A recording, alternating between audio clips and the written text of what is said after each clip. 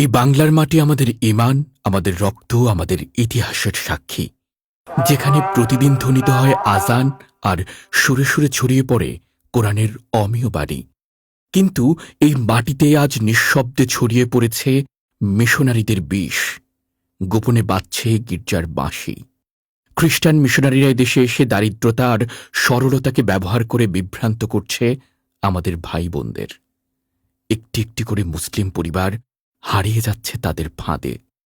এই ভয়াবহ সত্য উন্মোচিত হয়েছে বাংলায় বাজে গির্জার বাঁশি ও রঙিন উপাসনা বই দুটিতে।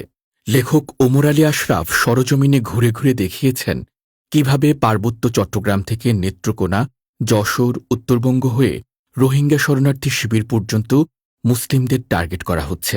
এই বইগুলো শুধু পড়ার জন্য নয়, এগুলো আমাদের চোখ খুলে দেওয়ার জন্য, আমাদের ঈমান রক্ষা করার জন্য।